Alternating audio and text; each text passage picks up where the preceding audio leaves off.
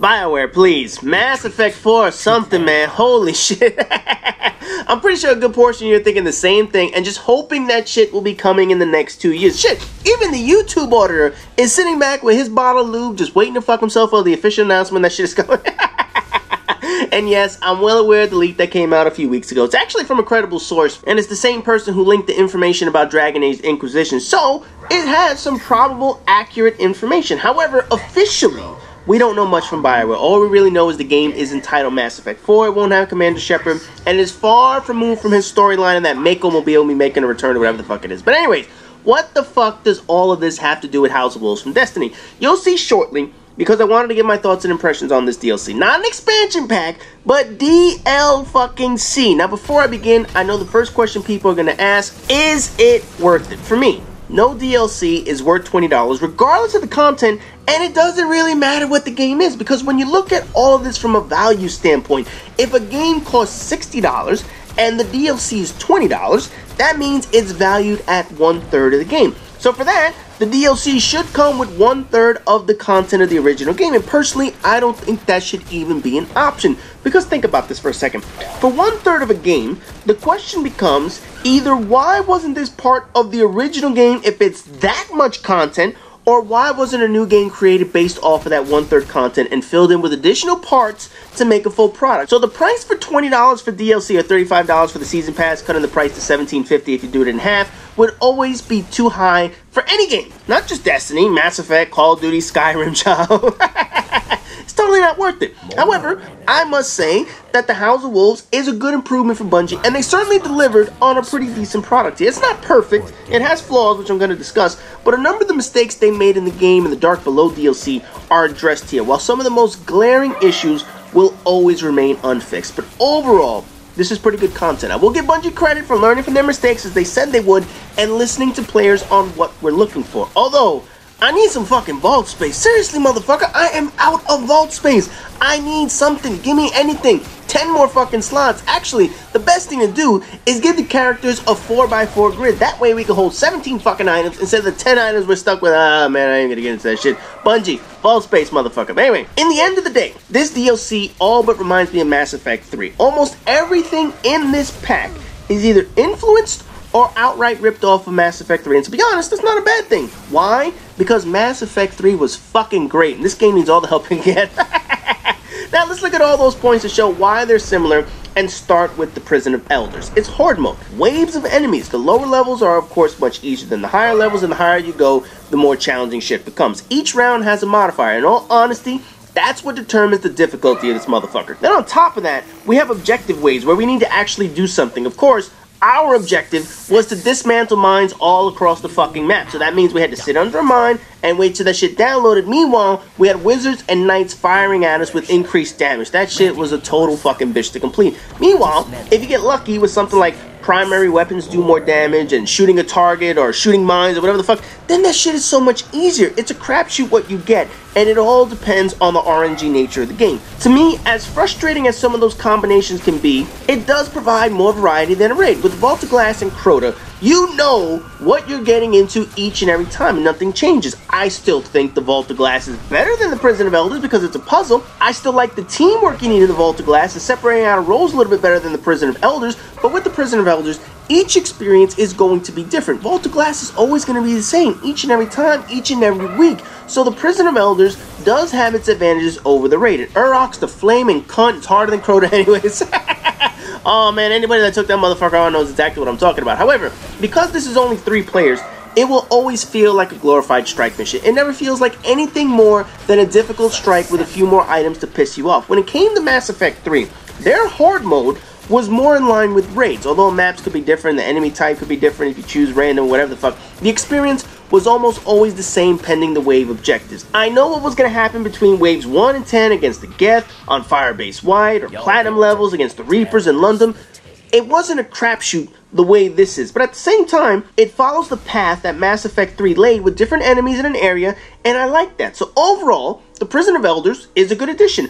I would have rather had a raid, or even both, have a raid and this horde mode shit, but it's a good addition nonetheless. The challenge it will have is that obviously after a few weeks, when people beat everything, the concern will be that it's boring. It's the same shit. It's repetitive, blah, blah, blah, blah, blah. Look, over time, anything gets repetitive. Even the great Mass Effect 3, that got a shit ton repetitive after a while, even with all the characters you could play as, even with all the different enemies you could fight, the different maps. We had 60 fucking characters, but essentially, it was the same shit each and every game. It was certainly entertaining with the number of ways you could beat those enemies. However, compare that to a Prison of Elders, where the variety and modifiers are changing each week, and that's what Destiny has right now, which is pretty damn good. It's right up Mass Effect 3's alley, but it's enhancing what BioWare already came up with a few years ago. Now, moving on to the next part of the DLC, that would be the story missions, you know, because Destiny apparently has a story. And this is where you can really see the comparison between Destiny and Mass Effect 3. First of all, this isn't a comparison of the story or the lore. We know there is no comparison when it comes to that. Mass Effect 3 had a long, amazing story. Destiny has nothing. Mass Effect created a magnificent background and lore for its characters. Destiny has it, but it's not laid out in a great way. This is not a comparison of stories. It's a comparison of the DLC's impact on the story. The perfect example of this was the Omega DLC. Those who remember it, Arya T'Loak lost Omega to Cerberus, and she asked Commander Shepard to help her take it back. In return, her powerful army would be his ally, so we agreed, and we attacked Omega in order to gain an ally. Here in the House of Wolves, we have a similar case. The Queef was attacked. Yes, motherfucker, the Queef is back. Queefy was attacked by the House of Wolves in Skolas and is asking for you to help her, and you will gain her as an ally. Not like you're gonna tap that blue ass or get some space head or whatever the fuck, but she will give you some purple guns, some purple clothes, and maybe, just maybe, you might have a chance with her bodyguard, Petra. Not for nothing, man, but that bitch look crazy. I mean, one eye throwing a knife around like a fucking ninja. But meanwhile, she mentions that she doesn't like doing field work. So what kind of bodyguard is that? But you know what? If she's not your flavor, maybe the Queef's emo brother will. Hey, listen, man. Whatever you're into, I ain't judging. If he floats your boat, by all means, knock that shit out. But in any event, the story follows the exact path of Omega. A scrupulous twat needs your help, and most importantly, it bears no impact on the storyline. Omega was a side project, and regardless of whether you accepted the challenge or not, regardless of whether you bought the DLC or not, Shepard was still going to take on the Reapers at the end of the game. If you didn't have the DLC, the story would not change one iota. With House of Wolves, all jokes aside, it has no impact on Destiny's story. It doesn't involve the Traveler in any way, similar to the regular story. But it's a side job. It's a separate mission. And that's what DLC should be. Separate missions outside of the normal scope of the game that adds layers to the content of the game. This is what DLC always should have been. This is what DLC is supposed to be. But the presentation of the story, though, is where you have most of the issues. Make no mistake about it. This is better than The Dark Below. They improved on things and how the story flows. We know that Skolas is trying to reunite all the fallen houses under his control. He plans on taking them on one by one. Winter, Devils, Kings, whatever. Although he never went to exile, but whatever. That's a different story. He fights off the Hive, the Vex, all to take control of the Fallen in order to make him powerful. It's actually a good plot. And an even better story that uses some of the areas we haven't used before. The grotto was finally fucking used for the first time in the game. Holy shit. That area of the map has had nothing, absolutely no reason in the game up until now. We went back through the wall all the way to the expanded opening section of the game, which was a nice touch of nostalgia, by the way, because that was the very first area that we used, and it's underused. It's all this geography that they never actually touched, but now we had a reason to go back to that motherfucker, and we returned to the Vault of Glass, which was a really nice touch. I like that, although we saw that in the previews, and that was really well done and a great way to bring a fan favorite back into the game, but that was an excellent way to bring the Vault of Glass back. But of course, for all the steps forward Bungie took, there are a few setbacks. For starters, the word expansion is always going to be the problem. Nothing has been expanded upon. Nothing. The only new area we got was potentially the Prison of Elders. And we don't even know if that was just a new area or an on-the-disc item that they withheld from us. The DLC opened up 3 areas we already knew was on the disc. King's Watch, which people were able to sneak into since the alpha, the Reef, which we saw in the preview video 3 fucking years ago, and the Terminus. Now, the Terminus, at least, Bungie changed the area with a recent patch, so they can say that was new. It was a remodeled version of what we already had on the disc, so that's about the only new thing that we got. And whether or not the Prison of Elders was on the disc remains to be determined, but the DLC was just like The Dark Below, in that it recycled the areas that already existed in the game. No new areas to patrol, no new planet to visit, or new location on an existing planet. It's everything in the game, even though visiting the Vault of Glass was a damn cool mission. But nothing was new. Nothing was actually expanded upon. The missions themselves follow the same exact format. Shit, the Stars has the same exact shit as the Dark Below. We start at the end of a strike mission and work our way all the way back to the motherfucker. Remember Omnigo? We started right before Separate Prime where the tank is. Now in House of Wolves, we start at the Archon Priest area on Venus and then go backwards. We shoot and kill enemies. That's all. Sure, they gave us a heavy pike to use. Meanwhile, it's quicker to just kill the motherfucker with guns. Sure, they gave us the oracles in the Vault of Glass again, and the steps puzzle at the top of the terminus. That shit was pretty cool. And it even seemed at some point we might actually get a new ally in Petra, but it never occurred. What seemed like an opportune time to bring in a companion AI or a VIP AI where we need to protect someone or some shit like that, it never materialized. It was a great opportunity to add some really new mechanics to the game, but instead, the game is still point and shoot at enemies. That's it. Storytelling. Still an issue, but at least they were a little better on this one. In the Dark Below, Eris basically told us random shit like, Rasputin is in trouble, and that's his song that he's singing. How the fuck does she know that? And why the fuck are the Hive attacking Rasputin in the goddamn DLC? I mean, the Cabal and the Vex couldn't crack the motherfucker. What the hell are they gonna do? We killed Crota's crystal, yet the motherfucker still appeared in the goddamn raid, so what was the fucking point? Here in the House of Wolves, Petra and Barracks narrate for us, giving us some stories, some history, some details, and explain things just a little bit better. The story flowed. It's straightforward too, with Skolas trying to take over all the houses, and even Barracks has said he worked under Skolas and how cruel he was. So, House of Wolves improves on some aspects, but again, there are so many missing parts. We got no cutscenes showing us the Battle of the Reef. We got no cutscenes explaining Skolas. He's just there. He's the badass motherfucker we have to stop. Why? Who the fuck knows? And the worst part about this is the Grimoire. As I've said this before, Destiny does have lore and backstories, but the biggest fucking problem is that it's buried on a website instead of in the fucking game. We have virtually no details about the history or lore other than what the fucking Ghost told us, and this is what separates this game from something like Mass Effect. Mass Effect had the Codex, which gave us all the lore and history in the world they could possibly create.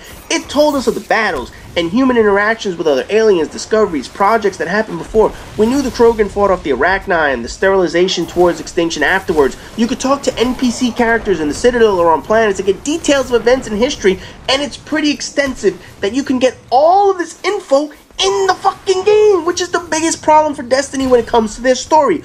All their useful info, all the lore they put into their characters and whatnot are stored on a website. Not in the game, on a website. Not in the fucking game. Majority of people will never read the Skolas Grimoire, which is pretty fucking interesting to say the least. The 9, the grass-faced motherfuckers like Zor, they have a role in releasing Skolas, and it almost sounds like they're an enemy we've yet to encounter. For all we know, all the money that we keep giving to Zur might actually be used against us. See, that's some amazing shit, but it doesn't come across in the story in the game. It's on a fucking website. No matter how much Destiny wants to have information-filled worlds with history and backstories, it will never be like Mass Effect. As long as this shit is kept on a fucking website. For people that have to visit your website to get your story, that will always put you behind the 8 ball in terms of storytelling. Mass Effect knew how to get that out of their game. Destiny doesn't. And until Destiny does, this will forever separate the two games. The final piece that they added is actually coming out today, and that's going to be the Trials of Osiris, the multiplayer element. You know, that's just been waiting in the wings for fucking months now, and it's finally...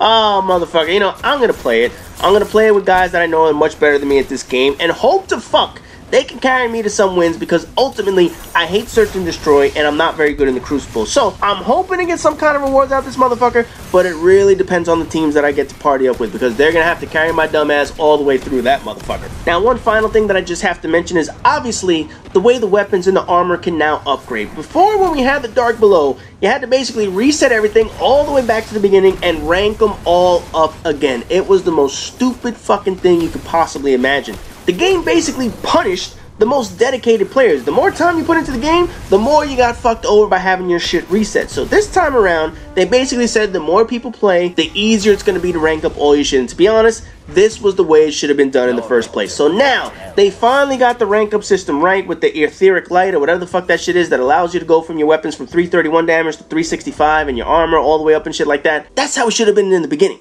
That's how it always should have been in the game. But unfortunately, it took them 7 months to fucking learn that lesson, but at the very least, the House of Wolves got that part right. Now, after all this bullshit that I mentioned, after all this review of the House of Wolves content, how does this tie into Mass Effect? Well, for starters, seeing how I enjoy space adventures and shit, Destiny has been fun, but it's no Mass Effect. And the more you see this game improve slightly in increments, the more you realize BioWare really got their shit together for their formula. I loved playing Mass Effect 3, and as repetitive as co-op was, it was done right. And when something is done right, you want more of it. This DLC didn't outright copy them, of course, because if they did, the shit would be cheaper anyways.